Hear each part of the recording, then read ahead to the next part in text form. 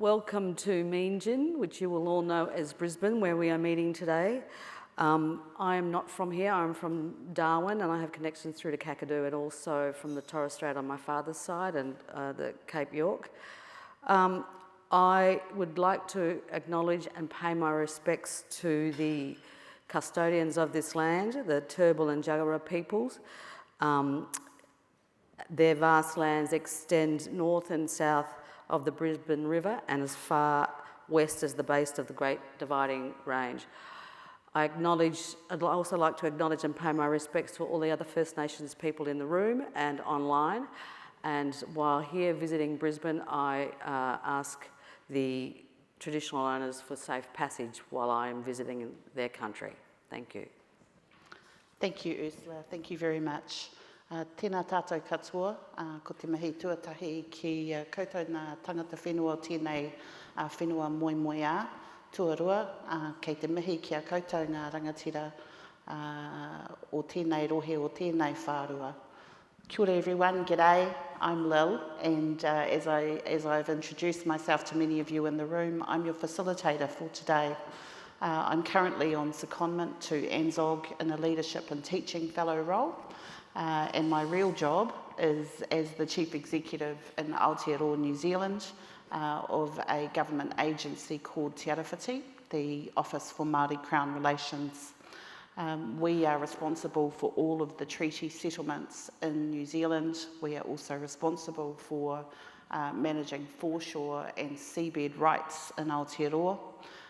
We also are a government watchdog in some ways, keeping an eye on ensuring government keeps their promises that are made during our treaty process. We also uplift public sector capability of 60,000 public servants in Aotearoa, where it is mandatory for public servants to build their own capability. We're also, importantly, facilitating many partnerships between our Indigenous people, my Indigenous people, Māori, and our government. Much of the subject matter that we will be talking about today with the most amazing panel on earth is really an important part of my job. And so, as you can imagine, I'm super excited about what sits before us today. Before I introduce our speakers, can I just give you a few points about our webinars?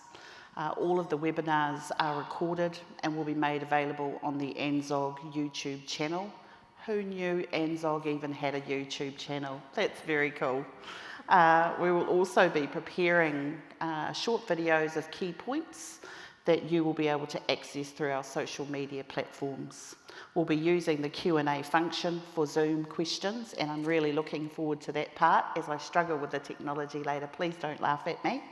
And I encourage everyone to take up the opportunity to ask their questions through Zoom. We'll be leaving a good chunk of time at the end of our speakers so that we can encourage dialogue and engagement. So please feel welcome to ask any of your questions. If you like the look of another question that you see already on the Zoom function, you can upvote that and there'll be a function available for you to do that. We will attempt to get to as many of the questions as we can during the Q&A session. And our presenters have generously agreed to take a selection of questions that we may not get to today and will provide responses to those following our session today. This resource will be added to the webinar recording and will also be available on the NRCoP website. Following our event, for those of you who are lucky enough to join us in warm, sunny Brisbane today, we'll be launching the Professional Regulator Program following the live section of our discussion. So for more information about that online, please look at the NZOG NRCoP website. So my job today really is to lead you through an amazing set of panellists and to facilitate an interesting discussion and to ask the hard questions. But my real aim today is really to have those of us online and those of us in the room feel like you can walk away from today with a renewed energy and a commitment to collective action. One that is about valuing Indigenous knowledge, encouraging partnership and pursuing shared decision making. For you all, I would add that the challenge is, how do you use the energy that you gather from sessions like today? How do you use the commitment that you feel as you hear these amazing, inspiring speakers to embrace culturally responsive regulation? Just like any competency that's required for public service, cultural intelligence is a must. And in my view, it should not be a choice, it should be an expectation. It must start with the leadership of every organisation taking their own journey and setting the course for their organisation. Embracing Indigenous knowledge, partnerships and shared decision making is a really important part of our job as public servants.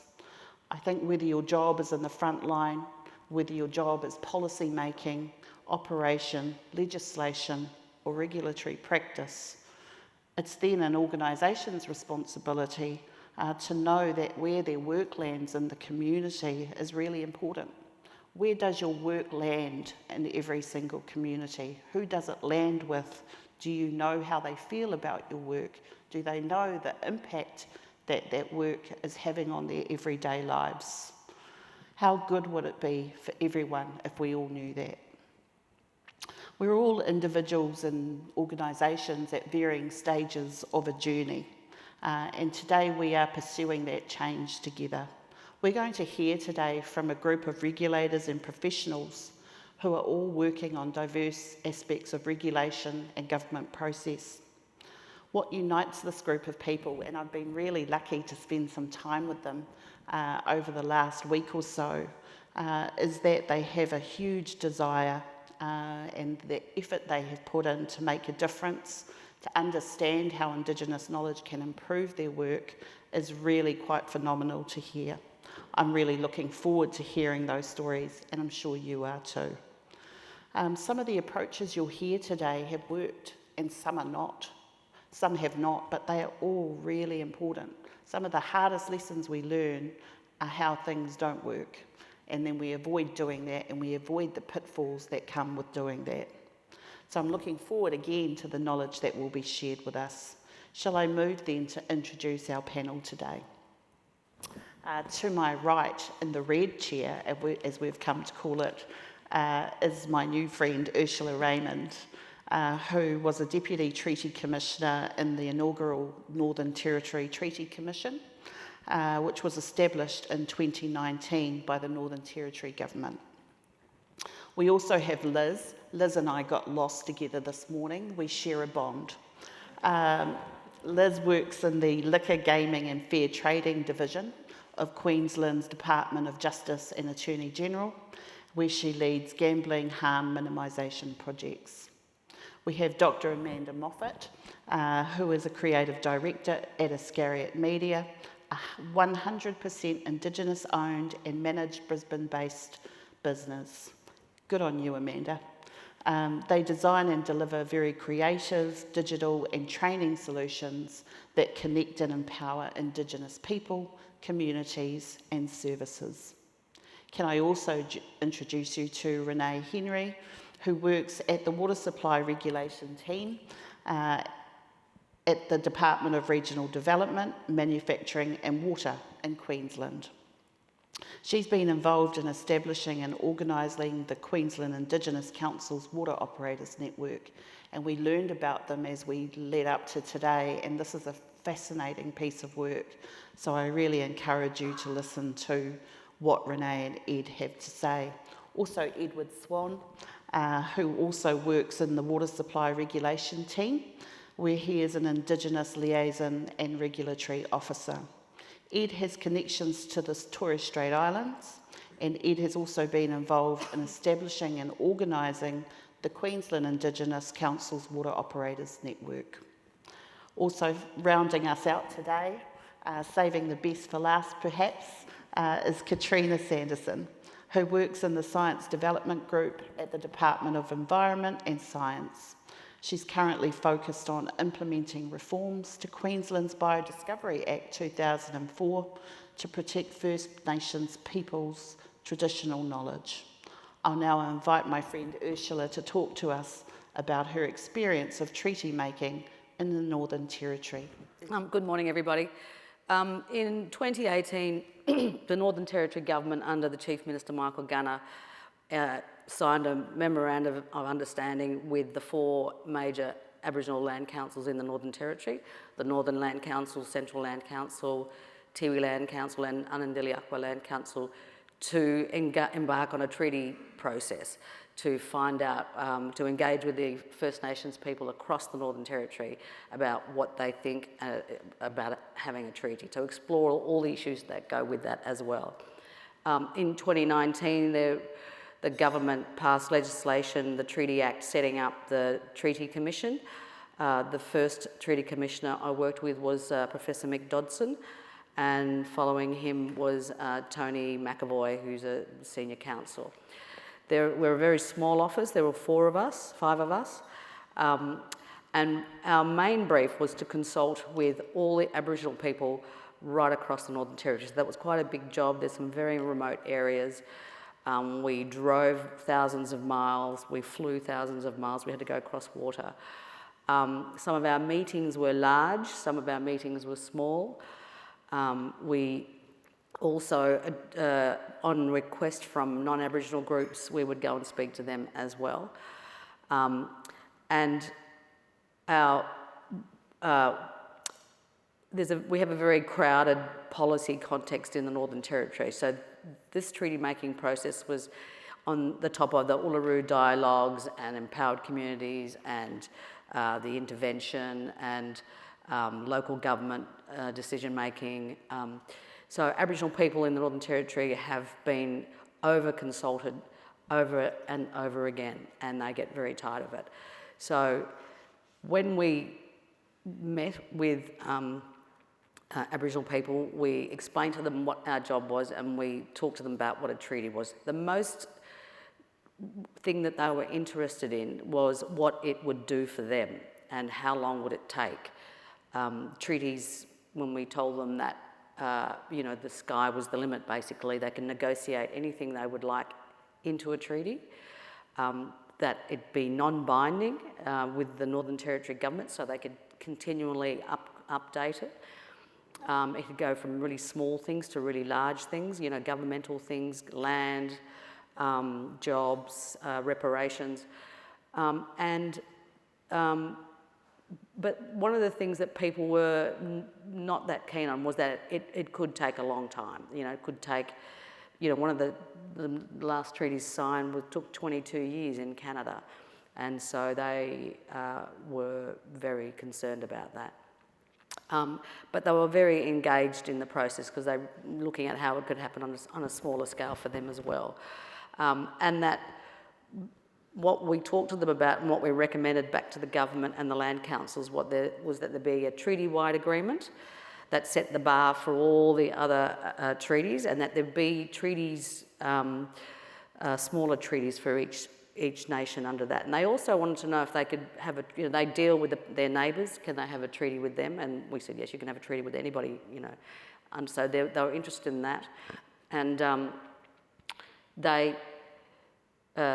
the Northern Territory Government, we met with them regularly, we updated them, we briefed the Attorney General and the Chief Minister on where we were at, and they seemed to be very happy with the process. We were given a very small budget to do this work. We had to write an interim report, and we also did a discussion paper. And then we eventually did a final report with recommendations that we handed to the government in June last year. Chief among those recommendations is that, that they be a, I've lost my page. They've been they're First Nations based agreements, so and the First Nations people must be empowered and enabled to enter into these negotiations, and that they take the time, the Northern Territory Government take the time to also educate non-Aboriginal people that live in the Northern Territory. That was their job, we decided. We also talked to some people didn't want much at all. Like some of the mob that we talked to were interested in, you know, what it could get back for them on a small family scale. Some of them were interested in much bigger things. There's a lot of economic development that goes on in Aboriginal land in the Northern Territory. A lot of it, there's a lot of mining, and they see very little benefit from that. The land councils were very engaged in the process. They helped us as well. They provided us with a lot of assistance and help setting up meetings. We also, one of the first things we recommended to the Northern Territory government was that there be a truth-telling process, and that should start immediately, because all the people from the stolen generations were getting quite old, and a lot of their children who were impacted by that policy are also reaching older ages. And so we said that it was a matter of importance that they set up this truth-telling commission straight away. That didn't happen. And people were worried about that, Aboriginal people were worried about that, you know, because they weren't sure what they could get out of it. But they also weren't sure, they were a bit afraid about the process, because they didn't really want to, some of them were really scared to tell their stories. So, but they did realise that it was an important part of the process. We also recommended that the treaty-making process follow the Van Boven principles, so on human rights principles, as you know, that are listed in the United Nations declarations for the rights of Indigenous people, and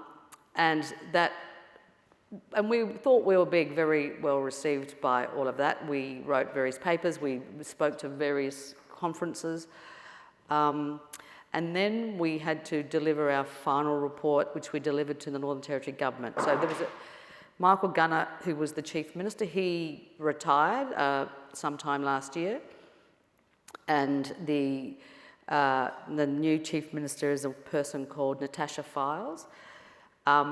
So we presented the treaty to the Northern our final report to the Northern Territory government, and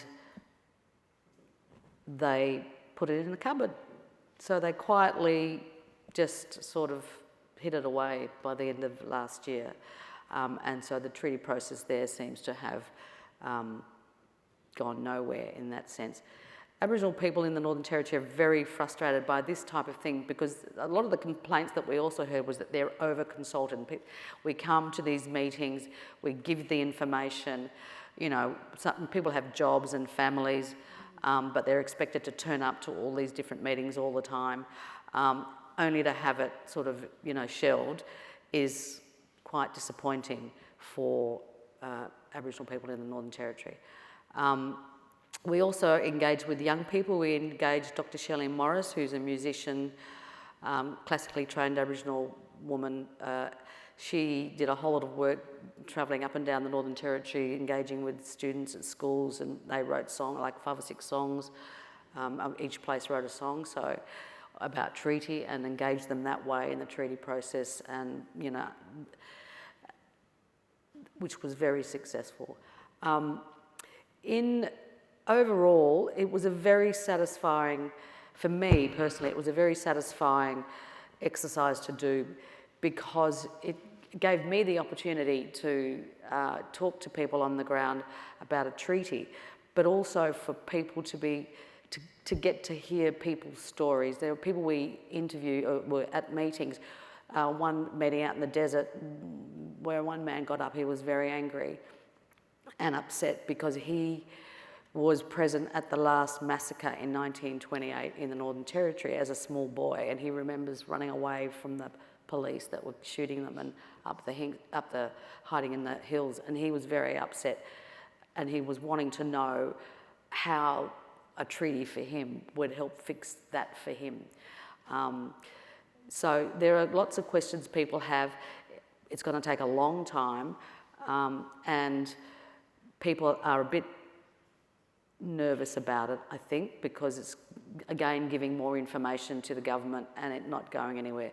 The other major thing is that the Northern Territory is all our laws are, conferred by the Commonwealth Government because we're a territory of the Commonwealth Government. So any treaty that we make in the Northern Territory has to be consistent with every other Commonwealth law or it will fail. And the government, as you probably are all aware, can come in and override any of the Northern Territory laws, which they've done twice for overriding the euthanasia laws in the late 80s, I think, no, 90s. And then the intervention, when that was implemented in the Northern Territory, when they suspended the Racial Discrimination Act to put the army on the ground in the Northern Territory, and particularly around Uluru, where they said there was a pedophile ring, which was absolutely not true at all. And so people are cautious, people are hurt, and people are afraid that if they give their information, that it will be used against them. So that's the context that we worked in, but it was a very useful, for me, I found it very enriching because I got to hear all these stories from people on the ground and what they would like to do and what they thought they could do if they had a treaty. And so, it's just disappointing that it has been shelved, and I hope that the Northern Territory Government also, because they're partners with the Land Council, they also spoke to the Land Council that that's what they were going to do. So that's where we're at with that in the Northern Territory. Thank you. Thank you, Ursula. That was fantastic. And, one of the things you hear when you hear Ursula talk is that sometimes the process can be more important than the actual outcome. The outcome here wasn't a good one and that the report got shelved, but you imagine a process like the one that Ursula described to us and how you can get out into community, understand what they want. The issue is, time after time, we don't deliver on those things. And people become tired of coming to meetings to hear more public servants tell them about more things. So I think being aware of what you're walking into is a really important aspect of our roles. Can I just move now to our next panellists and introduce you again to Liz and Amanda, who will be giving us a joint presentation, and we're really looking forward to this one. Over to you, ladies. Thanks very much, Lil. So yes, I'm Liz. I'm from the policy area of liquor, gaming and fair trading. We work closely with OLGR, the Office of Liquor and Gaming Regulation, and part of what they do is regulate and licence gambling in Queensland. So my team's focus is gambling harm minimisation. Under the Gambling Harm Minimisation Plan for Queensland 2021 to 2025, we have been looking at ways to reduce the harm from gambling to Aboriginal and Torres Strait Islander communities, as research shows that these populations have higher rates of gambling harm than non-Aboriginal and Torres Strait Islander populations, and they also have a lower uptake of the counselling services that are available. So our response to gambling harm goes beyond traditional regulation. So as well as administering a regulatory framework, we are responsible for public health campaigns to reduce gambling harm and educate people on gambling harm. And we're also responsible for providing a network of funded gambling help services, which provide counselling and support, which is free to the public. So being culturally responsive requires staff and organisations to develop an awareness of our own biases and perceptions and learn as much as we can about the cultures that we come into contact with. So we as an organisation are committed to the true partnership principles of culturally responsive regulation, but we are only just now at the very beginning of the journey and we still have a very long way to go. We have big plans for many culturally responsive initiatives. For example, funding training and resources for frontline health workers who already know communities, they know their needs. So we want to train these people up to better recognise and address gambling harm when they see it. But I'm here today to tell you about the step that we've just completed, which is a gambling harm awareness campaign targeted specifically at Queensland's Aboriginal and Torres Strait Islander people, and the campaign's called Let's Start Yarning About Gambling. So it came about because we wanted to raise awareness of the signs of gambling harm for this audience, for Aboriginal and Torres Strait Islander people in Queensland, and also advertise the free support available. We engaged First Nations creative agency, Iscariot Media, to develop the campaign, and we briefed them in, and we put together a stakeholder advisory group. Now, it was at the first meeting of this group that our best laid plans started to be thrown out the window a little bit. The stakeholder advisory group asked if our project budget and timeframes allowed for consultation and engagement directly with our target audience. Now, my reply that, well, the short answer is no, was not entirely well received, which is, of course, completely justified. I remember speaking with Amanda immediately after the meeting. I gave her a call. We asked each other how we thought the consultation session had gone. Bad. We agreed that it had gone quite bad. One piece of advice that I'll give if you're planning a project that requires you to be culturally responsive, make sure you factor in enough time for your stakeholders to not give you the tick and flick that perhaps you were expecting when you went in.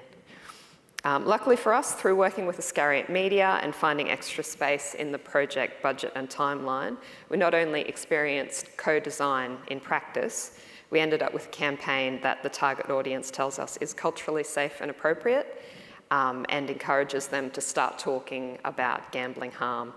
The ads are also really beautiful, and I'm sure you'll agree when you have a chance to see them in a few minutes' time. So the campaign was shown in the waiting rooms of Aboriginal community-controlled health organisations, ARCHOs, and our post-campaign evaluation. So in that evaluation, 90% of people surveyed in the waiting rooms agreed they would call the free gambling helpline if they needed help, and 81% said they understood gambling harm better because of having seen the campaign. 34% of viewers were thinking about having a conversation about gambling with someone they know as a direct result of the campaign, and 6% have actually had that difficult conversation with someone close to them about gambling harm as a direct result of the ads. So yeah, I'll now throw over to Amanda to tell you a bit more about the journey that we went on. Thanks, Liz. For us as a creative agency, this is a success story. So as an Indigenous creative agency, often we do a lot of work for government, and we're the conduit between getting messaging to communities and kind of taking strategies or some of the policies and trying to make them accessible. That's what we do as a creative agency. And as an agency, we're a little bit different. So for example, I'm a teacher and an arts therapist, not a media person. So most of our staff have a humanistic, different kind of background. And so we come at these things from that co-design, and that word is bandied around all the time. What is co-design? But sitting down and talking, yarning, and listening. And what happened was, when I got to talk to Liz after that first focus group, we originally had a brief of like 4 weeks to produce this ad about gambling harm. And my team was sitting there going, this is a big topic. We don't know how people feel about this, and it could be a delicate topic to talk about.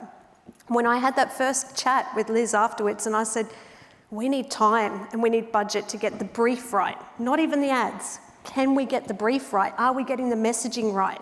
She said yes, and that is a difference for us. So often, someone like Liz can't say yes, but you went back to your superiors and everybody, and you came back and said, you can have 6 to 8 months to get the brief. So we did, again, we often, all of us at Iscariot have academic backgrounds and that kind of thing, so we actually did a literature review.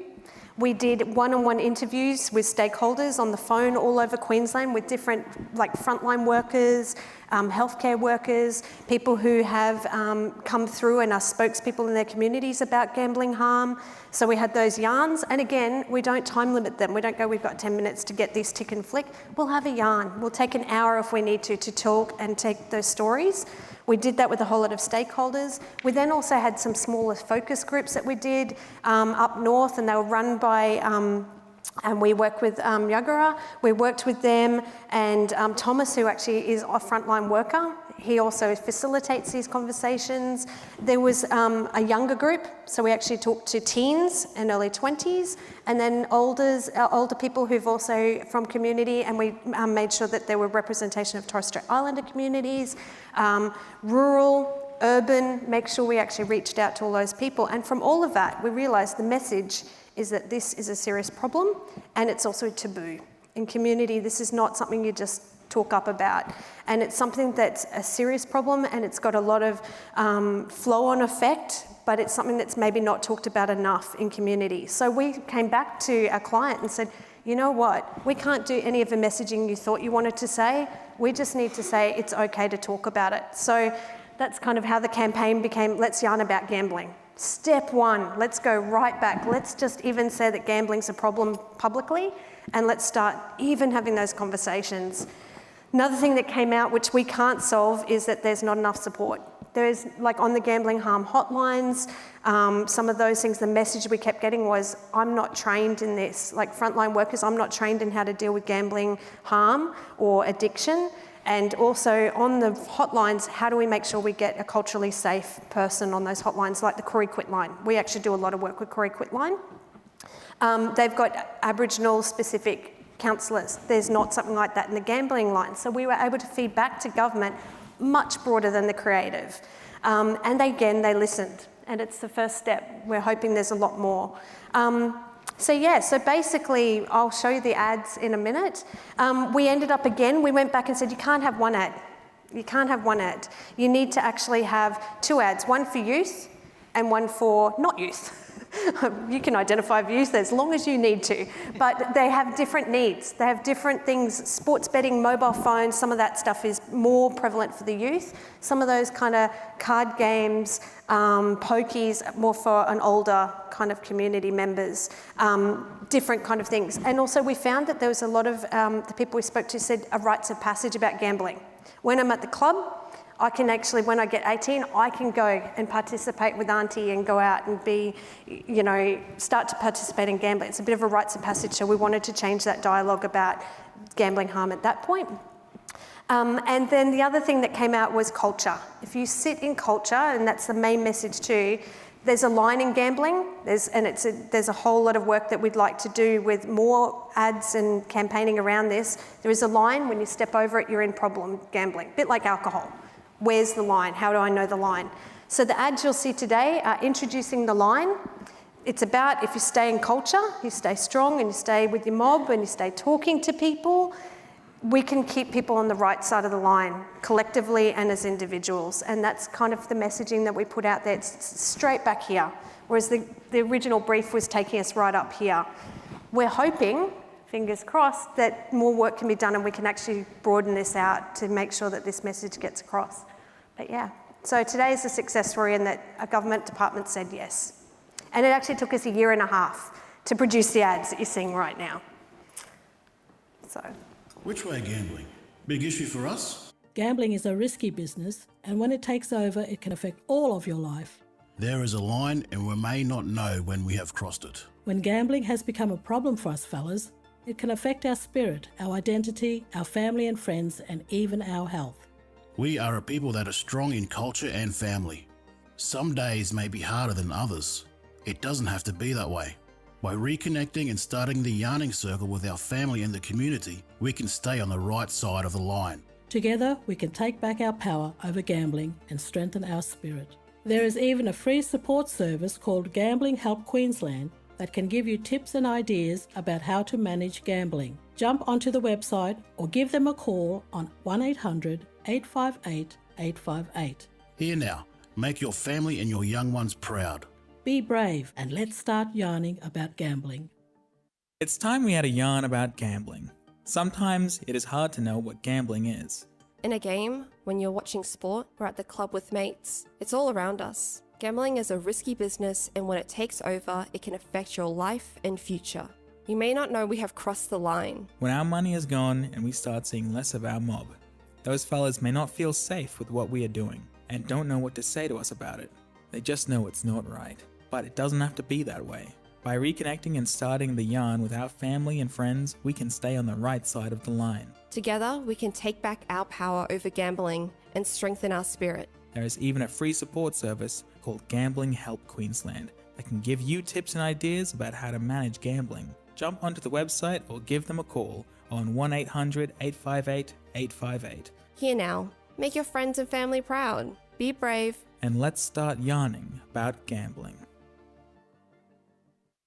I should probably add as well, we didn't actually write the ads. We sat with community and they wrote all the dialogue. They told us what kind of images, what scenes. So I didn't talk up that, but it was co-designed as well. Again, there's that word co-designed. But we sat with people and they actually wrote the script. And there was a bit of a tussle between Southeast Queensland and up north, and the up north script was too up north, and so we've tried to find that middle ground where it's like, okay, how are we talking to everybody across Queensland? So we just did the beautiful pictures, and I'd like to do a big shout out to Steph and Michael, who are actually our young designers who did that one, our young artists and animators, so early 20s, that's their work too, so I want to give a big shout out to them, they're deadly. Well, fantastic. Thank you both, Liz and Amanda. Let me be the first to congratulate you on not just, I think, the product, but the way you arrived there. I loved your phrase, Liz. What was it? I need to find it now. It was best laid plans. And it takes a lot of bravery to stop something and start again. And how often do we do that? I'm not sure how often we're brave enough to go, actually we need to stop that big thing and we need to start from scratch. And so both of you, what a magnificent job you've both done. Can I move now to our next joint presentation, which will come to us from Renee and Ed, who will be talking to us about the challenges that local communities have been facing with ensuring water is safe for consumption. Big issue in New Zealand, Aotearoa as well, as we look at the way at three waters, at our drinking water, at our wastewater and those things. So really looking forward to your presentation, and I'll hand over to you now.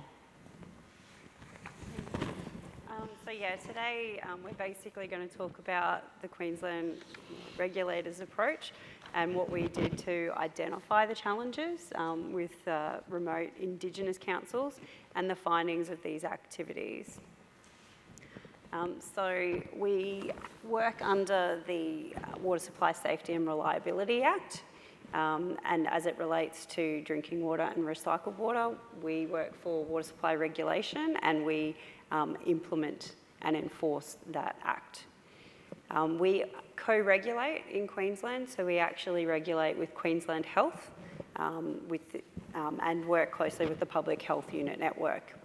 As our regulator, we oversight the compliance of our service providers with the Act, ensuring that they're registered, that they have an approved drinking water quality management plan, which is a risk-based plan, and ensuring that they're implementing their plan to minimise the risks to ensure safe and reliable drinking water.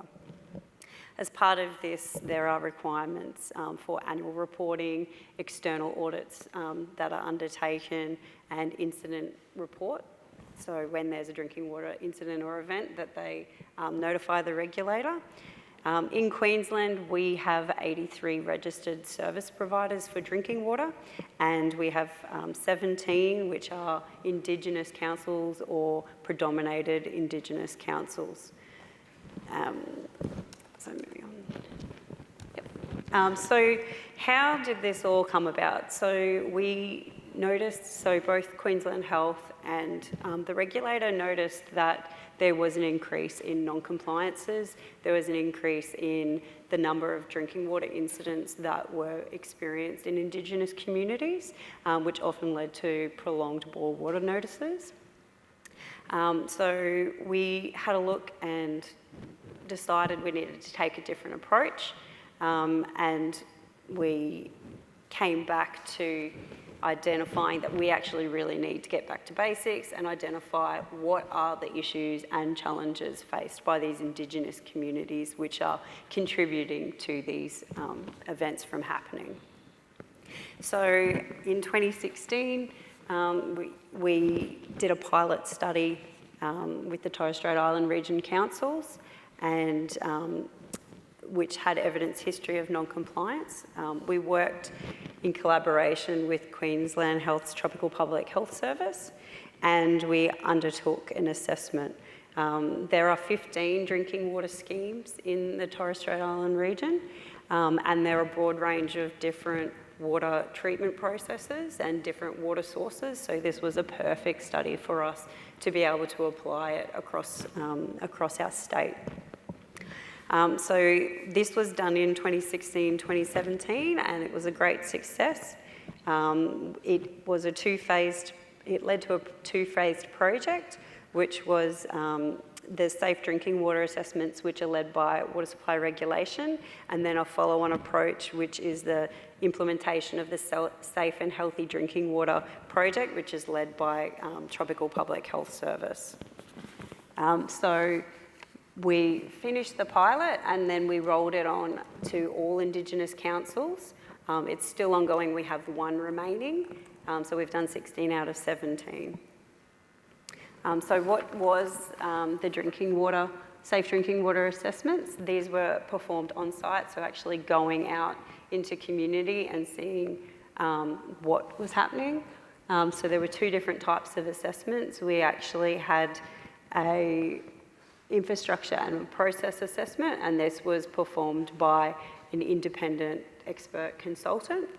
And that focused on looking actually at the water treatment facilities from catchment to tap to be able to identify any issues with the infrastructure and come up with a series of recommendations that council can use. And then we also had a compliance and capabilities assessment, which factored on a number of series, looking at things from documentation, so things such as having drinking water quality management plan, operating procedures in place, to actually what equipment the operators have. Do they have a vehicle? Do they have a phone? Do they have communication to be able to report events? And also then looking at their skills and knowledge, their understanding of legislation, and understanding how to report incidents to the regulator as well.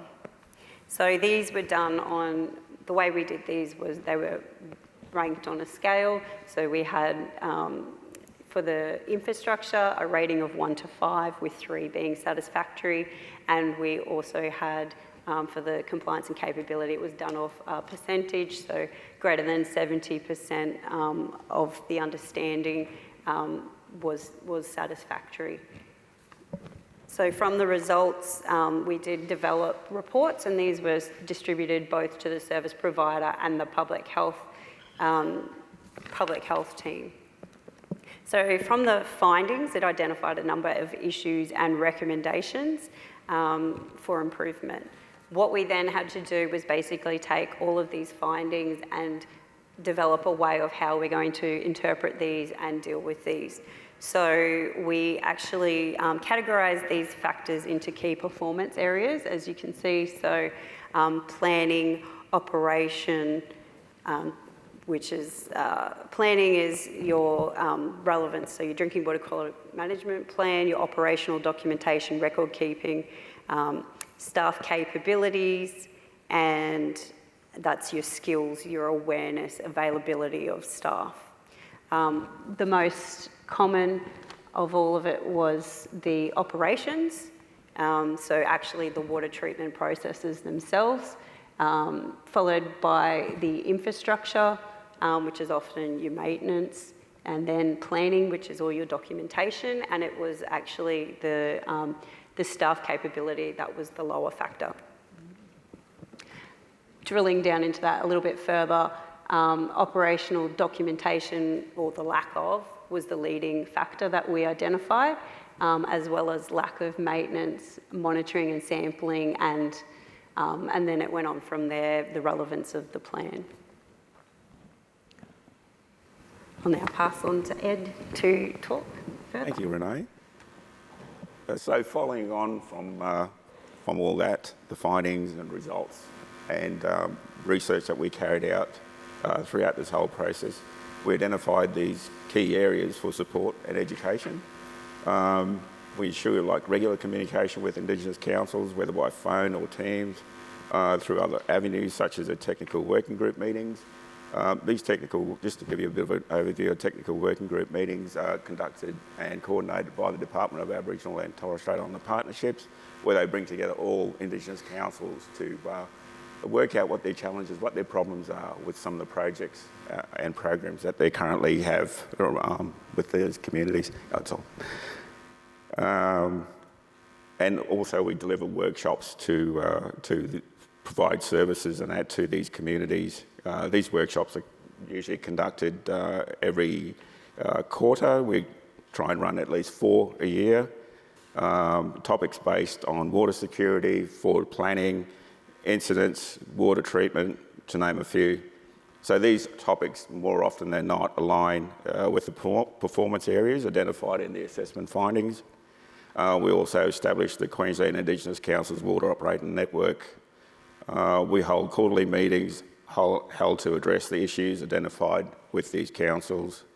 As well as regulatory support and education activities, we work with our co-regulators, Queensland Health, which they provide support and programs through their safe and healthy drinking water across Indigenous communities.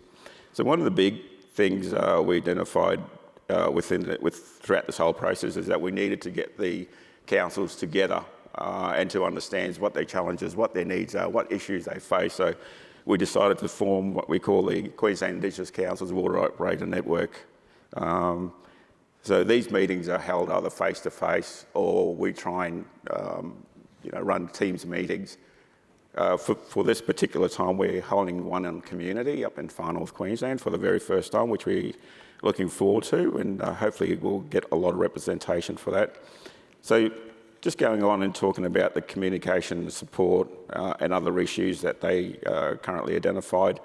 So communication support operators often feel they are often unheard of by council, and that council doesn't have a good understanding of water treatment and the essential work that drinking water service operators are required to do.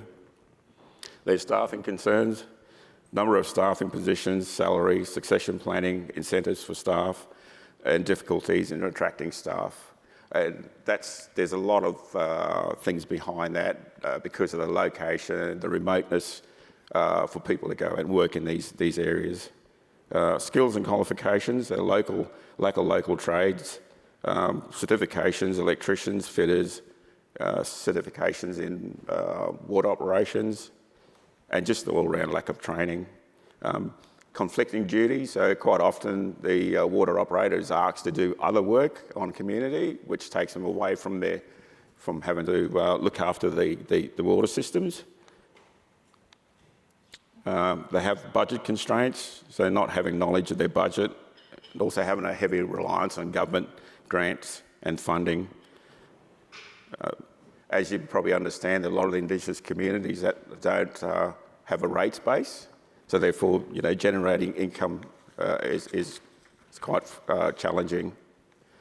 The water treatment upgrade to their projects, so operators often not involved in the planning stage, insufficient training provided, ongoing maintenance not considered, lack of appropriate procedures, operating costs often not considered long-term, unclear how to resolve issues with projects, and their career pathways. So we're trying to encourage more students. They have student-based pathways to become a water operators. Water operators are not considered a glamour job on these communities. So they all grow up, they want to be footballers and so forth. So we've got to try and make it more attractive to them, have more incentives there for them to want to become a water operator. It's a very important job. They're looking after the community. High water demand, so the community uses a lot of water and unaware the impacts this can have on their water service. In addition, introduced state and federal developments for housing and other infrastructure often do not consider increases in the water demands. So there's been a bit of a rise in splash parks and so forth, and it is really good. I think it's a great thing for community and social gatherings and that on communities for having these splash parks, but they have to consider the demand, the water that these splash parks use. So where to from here? So we've identified 3 key areas throughout this whole process that we have to look at is monitoring, inform and engage. So following on from on-site assessments for safe drinking water, the regulator will continue to monitor the implementation and progress of the recommendations. This is now used to inform the department and Queensland Health for future engagement in key areas of improved targeted compliance. Water supply regulation will continue to work closely with Indigenous councils and stakeholders to develop appropriate solutions for the challenges identified. The solutions often require long time frames, additional funding and additional resources for council. However, the issues have now been identified, documented and corrective actions can be planned. This demonstrates that effective regulation is not solely about compliance and enforcement.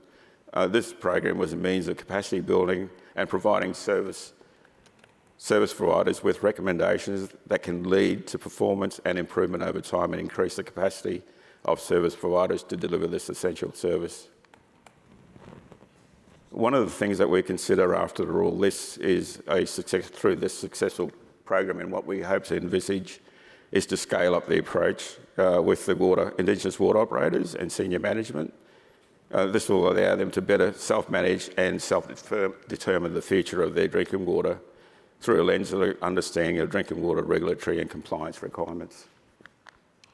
That's fantastic. Thank you both very much. And a really good example of something that is very complex issues, multiple stakeholders, but in the heart of everybody's homes. And that's how important I think the example was there. Lots to take, I think, from that example. Can I just move now to Katrina, who's going to bring us home? And Katrina's going to talk to us really about how they've incorporated co-design processes into their decision-making and operations, particularly where it comes to biodiscovery and traditional knowledge. Looking forward to this one, Katrina. Over to you. My name's Katrina Sanderson. I'm a manager in the Department of Environment and Science, and I'm going to talk today about our traditional knowledge reforms. So when I say I'm going to talk to you about biodiscovery, that may raise the question, what is biodiscovery?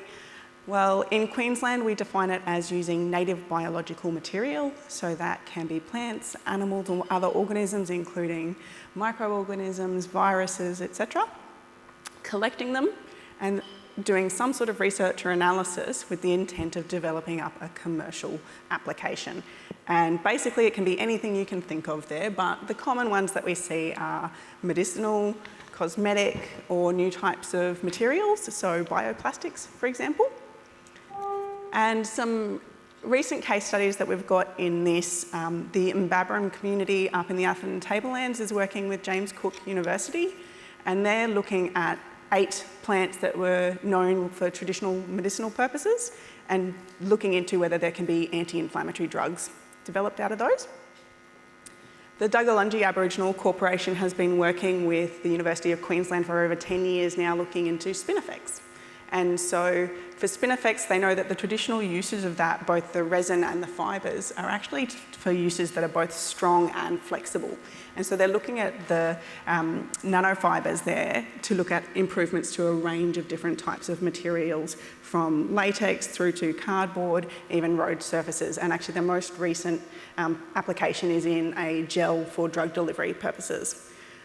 So both of these are really good examples of where the sorts of benefits that can be derived are really broad. The community in these instances, you're looking at opportunities for training, opportunities just to get back out on country, to learn more about their own country and to inform more formal scientific processes there too. There's share in intellectual property rights. And of course, in some instances, once there's a profit being made or income coming in, there can be share of that with the community as well. So I'll talk now a bit about the process we undertook for our reforms. Our legislation was passed in 2004, and that was in response to the Convention on Biological Diversity, which calls for setting up of access and benefit sharing regimes.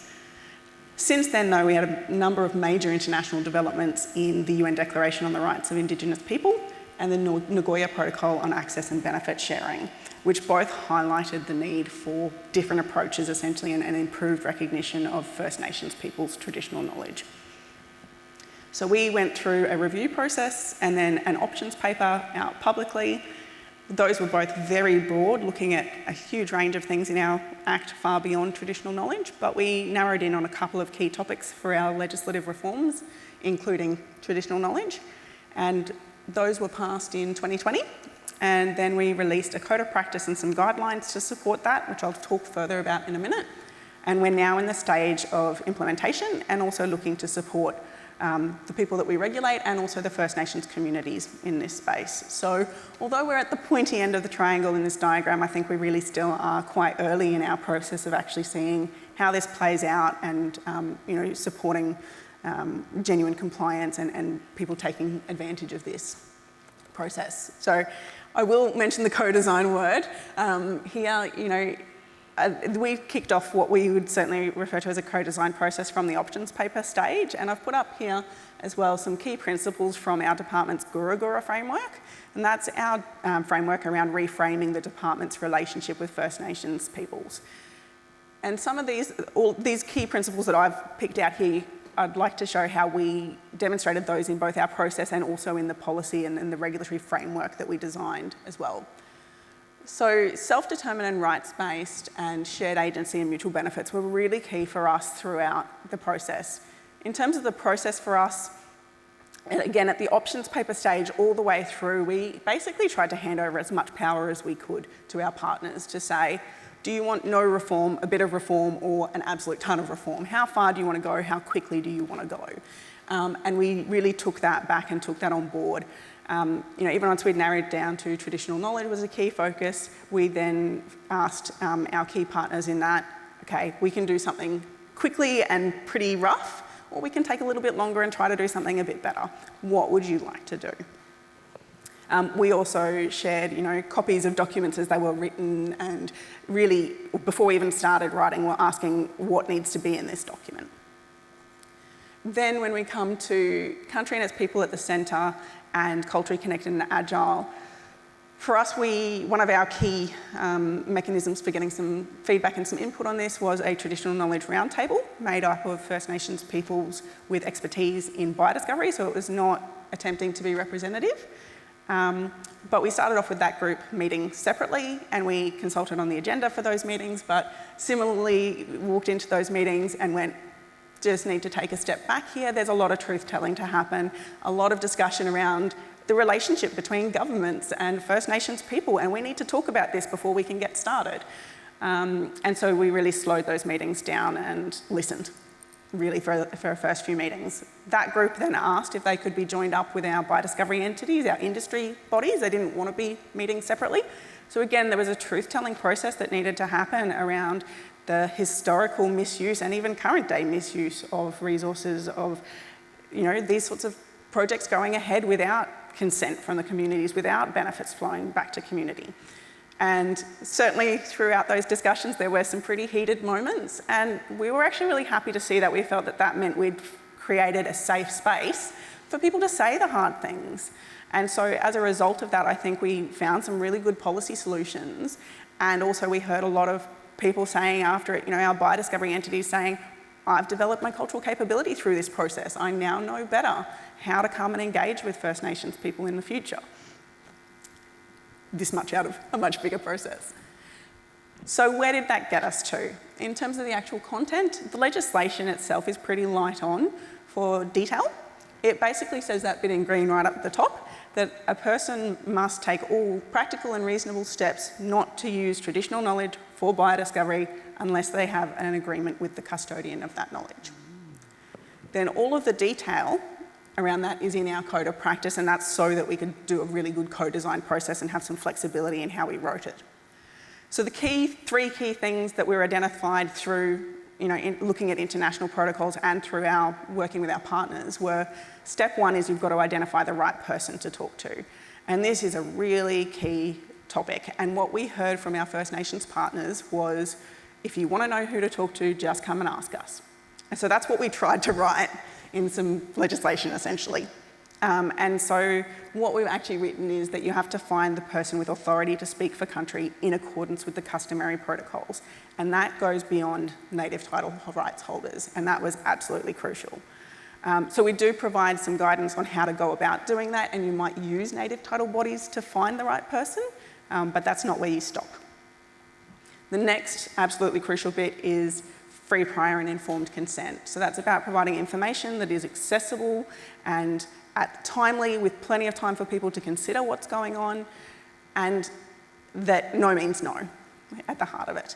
And then another key thing that we found coming through from our First Nations partners was these projects change over time, and it's not enough just to get a yes up front. You have to check in at various points and go, is it still a yes? Are you still okay with how this project is going ahead? And if at any point along that process the community says no, no means no and the project can't go ahead. Finally, there's a requirement to have a benefit sharing agreement on mutually agreed terms. And that's about covering off on how monetary and non-monetary benefits are shared, recognising the importance here of non-monetary benefits to a lot of community members. And what we heard here was that nobody wants government in the room for these, essentially. So we set out some high-level requirements that should be in these documents, not the content, but just the sort of topics that should be addressed. And then we will need some evidence that there has been an agreement, but we don't need to see the agreements and we're not in the room for the negotiations. And again, if agreement cannot be reached, then simply the biodiscovery cannot go ahead. What I haven't covered up here is our guidelines. So one of the really important messages we heard coming through again from our First Nations partners was this won't work if it's a transactional approach. It has to be a partnership. The biodiscovery entity has to come in and work in partnership and be looking at forming those trusted relationships with community. And so that's what our guidelines attempt to help biodiscovery entities understand. And I should clarify here, all of the obligation in our legislation is on biodiscovery entities. There's no obligations on First Nations people here. And then we're supporting that as well. We heard very much about, these are negotiations potentially between quite big universities and large organisations and community. And so there's not a level playing field often in those negotiations. So we're working on a program to support First Nations communities and to support biodiscovery entities to engage in the right way, and hoping to level that playing field a little bit and to provide some tools to everybody in that process. So to wrap up, I think the engagement that we did was quite targeted. We did focus a lot on people who were engaged in this space. We definitely met with anybody who wanted to come and talk to us, but I am conscious that we didn't engage broadly across the whole of Queensland with community and go and sit out on country. We did at one point engage PwC Indigenous Consulting to do our capacity strengthening program and to get us started on that, and we had hoped that that would involve getting out on country a bit more, and essentially got told, again, you're not ready for that, take a step back. And so that's what we're currently doing and looking to build our trusted networks and our partnerships, and again, trying to deal with the over-consultation to go, right, well, who's already in these communities and how can we work with that to be responsive and ready if a community wants to talk to us. So we're hoping to sort of broaden the net a little bit wider and spread some awareness, at least at this point, and also get some feedback on how this stuff works and what support tools community actually needs. We're continuing to meet with our biodiscovery entities and our First Nations partners on more of a community of practice style, and we think that that'll be really important going forward to continue the discussion. But I really like this quote in summary that I did try to find the originations of and couldn't, but if you want to go fast, go alone, but if you want to go far, go together. Thank you so much, Katrina, and that feels like a catch cry to me. What a fantastic set of really practical tips for you all that you've shared today. Whether it is about biodiscovery or not, looking at talking to the custodians of the land, it's a pretty general principle that you could apply to any of the work you're doing. Before we move to our Q&A, and I can see it's very, very busy and the upvoting is going crazy, can I just ask you all, whether it's virtually or in person, to put your hands together for our wonderful panel today.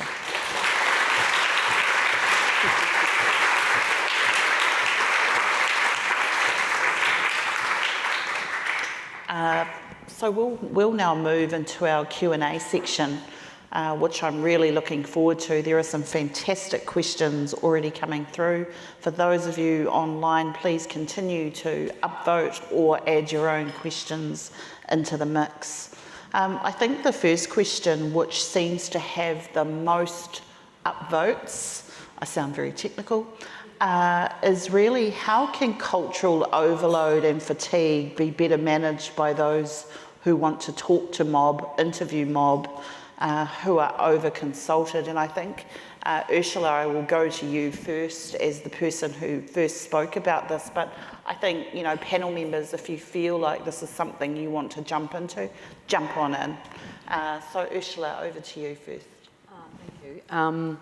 That's actually really hard in some ways because it happens so often, and they are fatigued. People are fatigued by that. I quite like that quote you had at the end there, and I think that's valid for across the board. I think it takes a lot of time. You have to show a great deal of respect for the people that you want to go and meet with, and you have to do it on their terms, basically, because sometimes you can go out to communities and you might have a meeting set for 10 a.m, but people won't turn up till 11. And, you know, and it's with everything, you know, you're sitting there and there's people coming and going, there's dogs, there's all sorts of stuff happening. But I don't know if there's a good way to actually not over-consult people, but I think it's probably, if people have more agency and they are then able to interact with government as equals, that might make a major difference to the way they deal with government. There are some major Aboriginal organisations that they go through, but I think if people had real agency, then and governments need to actually look at the way that they work as well. I mean, because a lot of the consultations come from governments, and they seem to think that Aboriginal people can just stop what they're doing and go to a meeting whenever they decide they want to have a meeting, and that's not always the case. That's exactly right. Any of our panel members want to jump on in there on that question? Katrina? Yeah, look, I'll say a couple of words on that. I guess we were conscious in our work that there are many other very important things going on in community, such as treaty and biodiscovery may be pretty low down their list, but it may not be. So, like I said, our sort of approach that we've been trying to progress recently is to find the networks that we can tap into, so find people who are already talking to community and to be basically trying to spread a bit of awareness to say this is what biodiscovery is and this is the point at which you might want to come and talk to us. And so, you know, hopefully if you guys are out in community and you're talking to people and you hear somebody say something that sounds like biodiscovery, you can say, hey, Katrina might be able to give you a hand, you know. So that's where I guess we're trying to look at it less as us coming out to community at this stage, and I know it varies depending on the stage of the process you're at, but it is about responsive of where the community is up to and where their interest is in biodiscovery and who they're already talking to. So trying not to be an additional layer, but just putting that little bit of a stick out there for people to go, yep, I've heard of that, I've thought of that, and to invite them to come and talk to us when they want to. That's fantastic. And can I just add a tip from myself, which is think about the lens with which First Nations communities would think about issues. So they don't think about water as being separate from land, as being separate from air. So we go out and we go and talk to them about wastewater, about stormwater, then we might talk to them about river water, we might go and talk to them about seawater separately. All of these things are part of the earth. And so when we think about going out, and I think someone raised the question in the Q&A, can we join up? And it's a really hard thing for us to do as government, but that's what's expected, I think. You know, think about the fact that they don't think in, oh, is that an issue for the Department of Environment or is that an issue for that department? They don't think like that. They think about what's in front of them. And so how do we adapt the way that we might look at engagement, how we might work together in clumps. Very technical term, you may steal it if you like. Working together in clumps to go out and work in community. When it comes to dealing with family, when it comes to the issues with your children, you know, you don't really want someone coming in to talk to you one day about one part of your family and the next day about the other part. So let's have a think about maybe how we can utilise that thinking a little bit differently. We've got another question that's been upvoted about, and it's from Jade, and kia ora Jade. Jade says, I don't like the use of the term capacity building. Yeah, me too. When referring to working with our people, there's an inference that we are lacking capability and expertise. We are not the problem. So what do we think about that panel in terms of what is it you think we're really trying to do when we're working in community?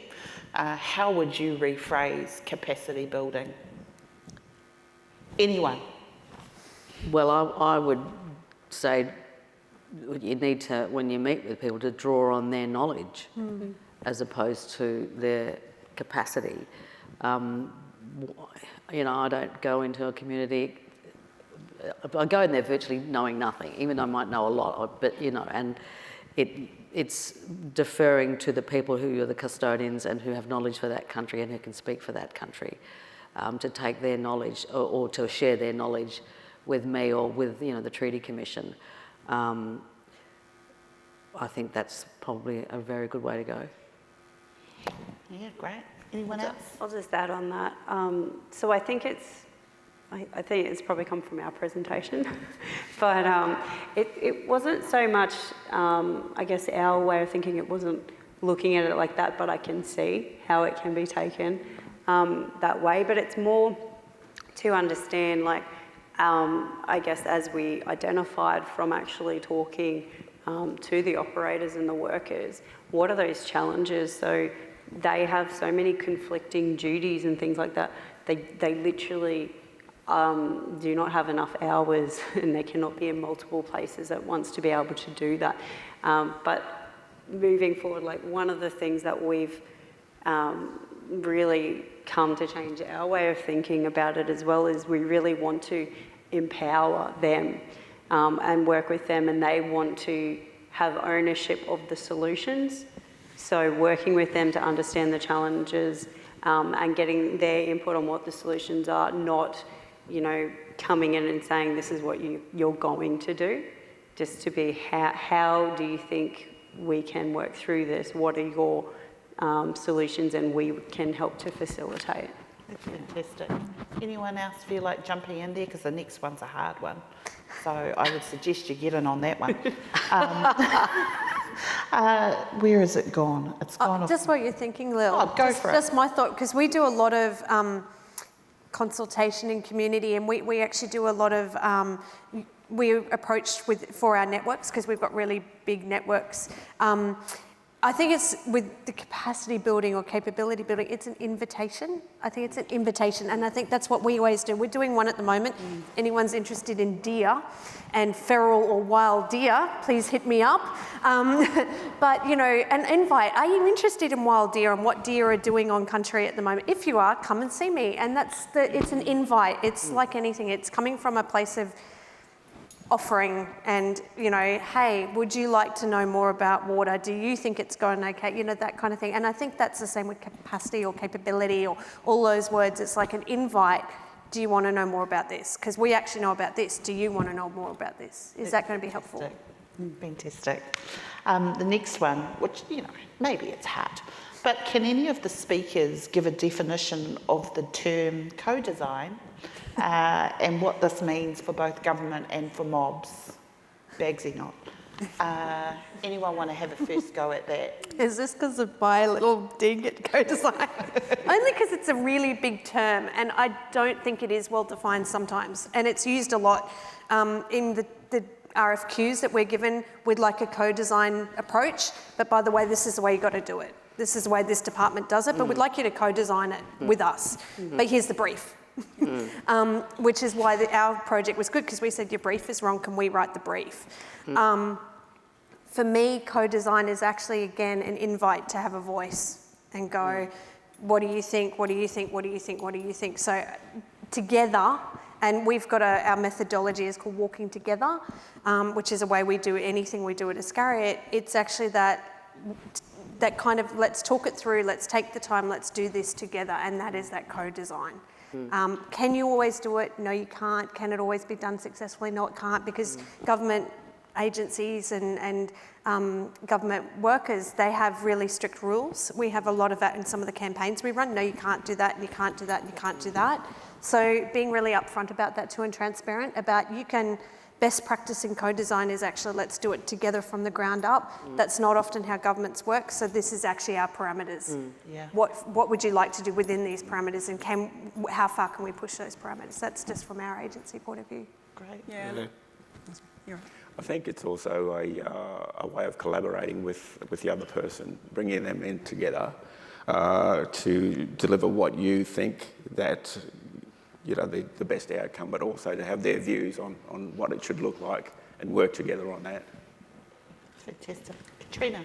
I guess I'm support what's been said, and also almost going to define it by what it's not. You know, I talked a bit in my presentation about what it is in terms of handing over some power, I guess, to say, right from step one, what do you want this to look like? So what it's not then is when you draft something and you go out and say, how's this? You know, by that point, you've already done the thinking, and it constrains where the thoughts go, I suppose. So, and then, you know, even going a little step further in you know, handing over the power is, you know, potentially, like I think Our Knowledge, Our Way guidelines by CSIRO were actually written by the First Nations community and by people who were brought in to do that, you know. So we couldn't just let it be written by our partners, because we did have some constraints as government, and also we had some other priorities to balance in there, but it is sharing there and doing it together from, you know, as close to a blank slate as you can, but being really open to about what your constraints are, and not being afraid to say, look, as a regulator, we can't do that, or this legislation confines us. You know, we had to say intellectual property is not something we can fix in our biodiscovery legislation, even though it's a key topic, you know. So I think that for me, that's where co-design sits, is in that spot of doing it together. Thank you very I think much. also that, you know, governments and businesses need to employ more First Nations peoples, to actually have people in there that know, that have knowledge and know what they can talk on and know how to go about talking to the people that they need to work with.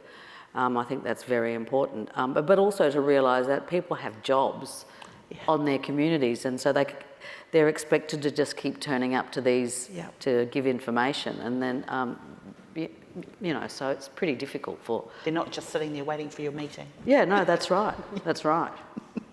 I mean, one thing for me on the issue of co-design is really one thing we've learned in Aotearoa New Zealand is it starts with the definition of the issue.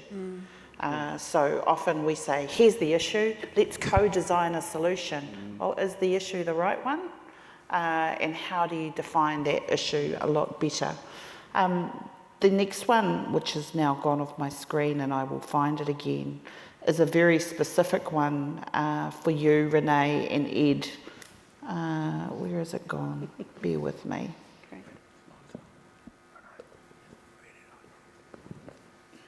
There's also, while I'm looking for it, there's a call, I think a very clear call supported by a number of people around whether or not there can be a community of practice around Indigenous regulators and someone in the healthcare profession who's really interested in sharing knowledge with other mobs. So I will leave that with our great people at NRCoP, Lorraine, to follow up. Right, the next one I think was really about biodiversity, and this is clearly your one, Katrina. Who determines who is the authority to speak on country, particularly if it's contested within community? Sorry, I missed the end of the question. Sorry, particularly if it's contested within the community. Yeah, so under our biodiscovery legislation, as I said, trying to figure out who has the authority to speak for country is about going to community and asking community who is actually the custodian here, or multiple custodians, or a group acting as custodians. And aware that that may well be contested, what we've developed is a process essentially where the biodiscovery project can't proceed while those discussions are taking place, and that's decided between those people who are contesting the custodianship essentially. So again, the solution is it comes back to community.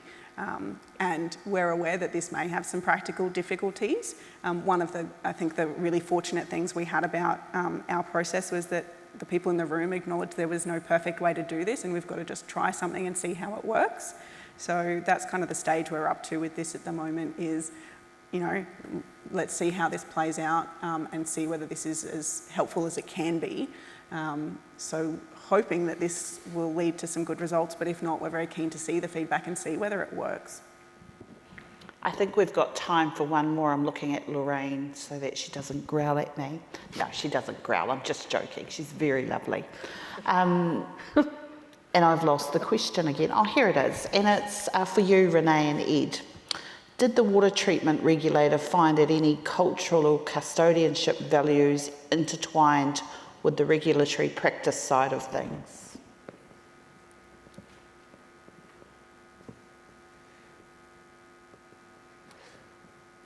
There is some custodianship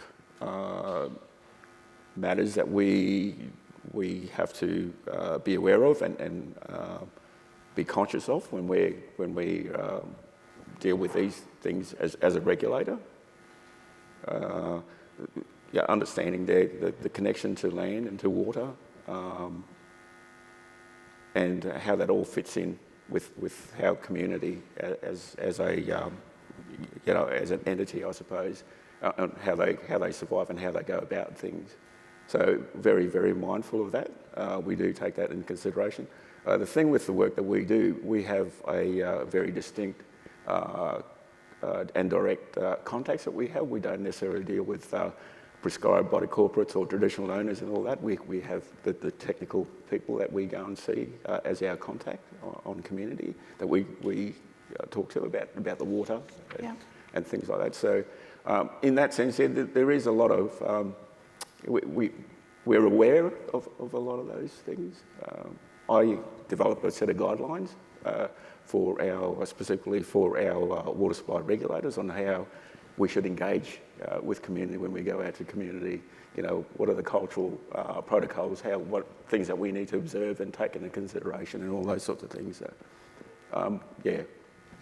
That's fantastic. I'll just add to that. I guess one of the other things which I've noticed is different in Queensland compared to other states is that in Queensland, the infrastructure, so the actual water treatment plants and facilities are all owned and operated by the Indigenous Council.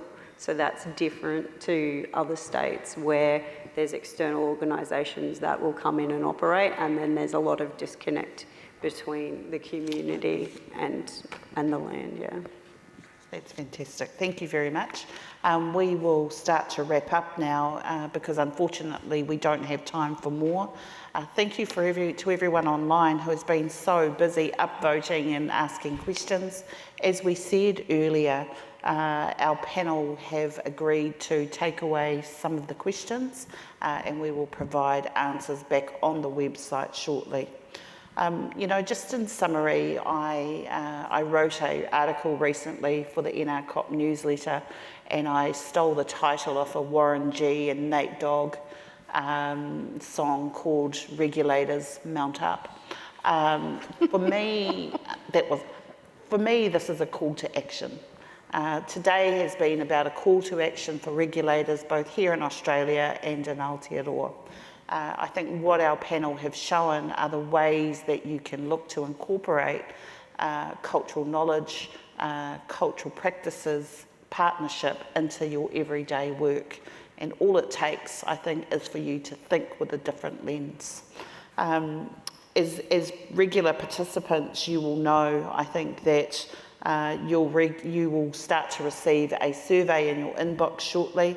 I want to again thank our speakers who've been fantastic today. I've really enjoyed our conversation. Thank you to all you wonderful people here in our audience, and also to those of you at home or at your office. Please take the time to fill in the survey once you receive that.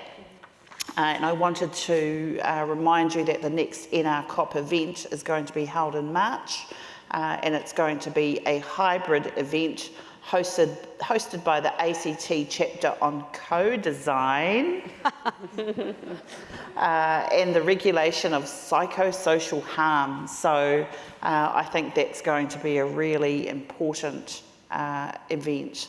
Please keep an eye out on the socials, LinkedIn and Twitter, to keep up to date with all of the events. And I just want to thank you all once again for joining us today. And can I just ask us once again to give our panel a great big round of applause.